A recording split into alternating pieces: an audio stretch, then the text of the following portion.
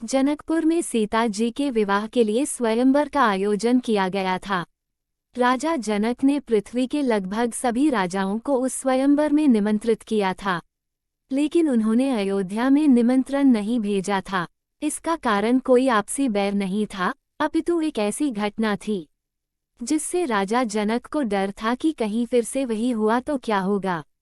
आखिर क्या हुआ था कि राजा जनक राजा दशरथ जैसे प्रतापी राजा को निमंत्रित नहीं किए, जबकि राजा दशरथ के यहाँ 4 सुंदर और सर्वगुण संपन्न राजकुमार थे। चारों राजकुमार वीर और सभी नीतियों के ज्ञाता भी थे। आज मैं आप लोगों को राजा जनक के डर के वजह के पीछे की कहानी सुना रही हूँ, कृपया अंत तक अवश्य सुनिएगा। एक बार राजा जनक के शासनकाल में एक व्यक्ति का विवाह हुआ। विवाह के बाद वह पहली बार सज संवर कर अपनी ससुराल को जा रहा था। कुछ दूर जाने पर रास्ते में एक जगह उसको दलदल मिला। उसने थोड़ा पास जाकर देखा तो उस दलदल में एक गाय फंसी हुई थी। गाय उस दलदल से निकलने का बहुत प्रयास की होगी पर सफल न हुई होगी। दलदल में फंसे फंसे वो मरणासन हो गई थी। उस व्यक्ति ने उसको देखा तो उसके मन में गाय को बचाने का ख्याल आया, परंतु दूसरे ही क्षण मन में एक और विचार आया। उसने सोचा ये गाय तो कुछ देर में मरने वाली है ही, अगर मैं इसको यहाँ से बाहर निकालने के लिए इस दलदल में घुसा तो मेरे कपड़े तथा जूते खराब हो जाएंगे और मैं अपनी ससुराल में ऐसी हालत में कैसे जा पाऊंगा। ये सोचकर वह गाय के ऊपर पैर रखकर आगे बढ़ गया।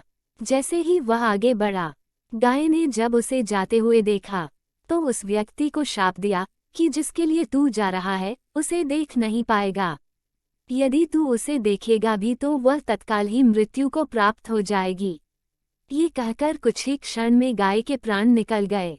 उस शाप को सुनकर वह व्यक्ति दुविधा में फंस गया। उसे अपने किए पर बहुत पछतावा हो रहा था। सोच रहा था कि कपड़े गंदे होते तो होते, मुझे उस गाय को बचाना चाहिए था, परंतु अब कुछ नहीं हो सकता था। जो होना था वो तो हो गया। अब वो व्यक्ति गौशाप से मुक्त होने का विचार करने लगा। मन में बहुत बड़ा बोझ लिए वह ससुराल पहुंचा।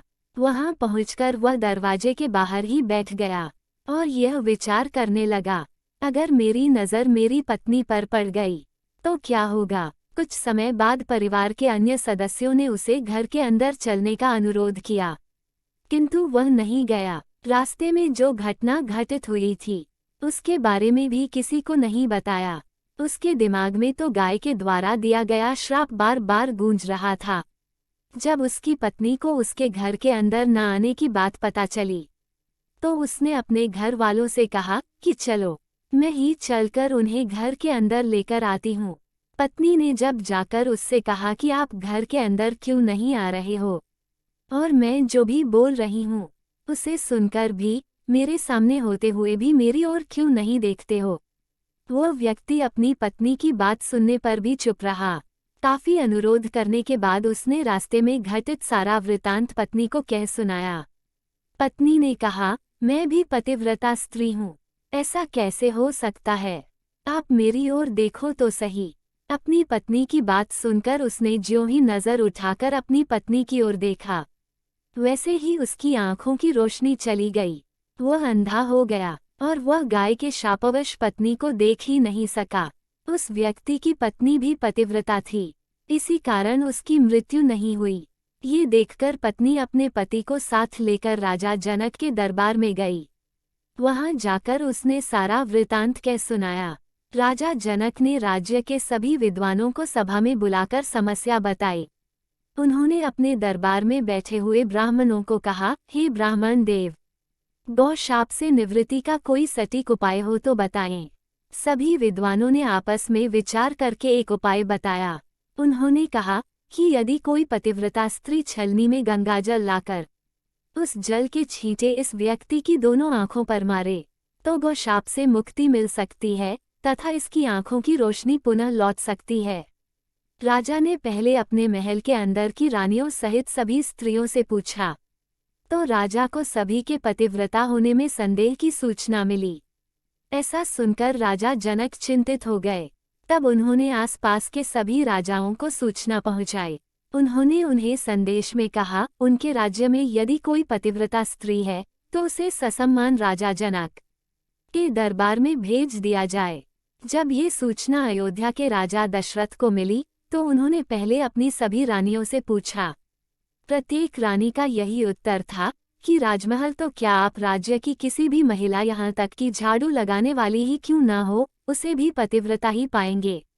राजा दशरथ को इस समय अपने राज्य की महिलाओं पर आश्चर्य हुआ और गर्व भी, और उन्होंने अपने राज्य की सबसे निम्न कार्य के अनुरूप मानी जाने वाली सफाई करने वाली को बुलाया। उस महिला से राजा दशरथ ने सम्मानपूर्वक पतिव्रता होने के बारे में पूछा तो उस महिला ने स्वीकृति में सिर हिला दिया। तब राजा ने ये दिखाने कर लिए कि अयोध्या का राज्य सबसे उत्तम है। उस महिला को ही राजकीय सम्मान के साथ जनकपुर को भेज दिया। राजा जनक ने उस महिला का पूर्ण राजसी ठाठ बात से स्वागत सम्मान किया। तब राजा ने उस महिला को समस्या बताई, साथ ही ब्राह्मणों द्वारा जो उपाय बताया गया था वो भी बताया। महिला ने राजा को उस कार्य को करने की स्वीकृति दे दी। अगले दिन महिला छलनी लेकर गंगा किनारे गई। वहां पहुंचकर उसने प्रार्थना की, हे गंगा माता, यदि मैं पूर्ण पतिव्रता हूँ, यदि मैंने अपने तन और मन से अपनी पति को ही परमेश्वर माना हो, तो गंगाजल की एक बूंद भी छलनी से नीचे नहीं गिरनी चाहिए। ऐसी प्रार्थना करके जब उसने गंगाजल को छलनी में भरा तो जल की एक बूंद भी नीचे नहीं गिरी।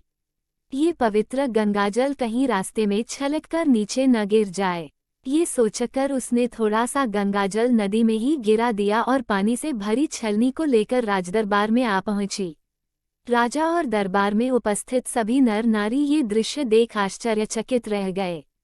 तब उस महिला को ही उस व्यक्ति की आंखों पर छींटे मारने का अनुरोध किया गया। उसने ज्यों ही गंगाजल के छींटे उस व्यक्ति की आंखों पर मारी, त्यों ही उसके आंखों की रोशनी वापस आ गई।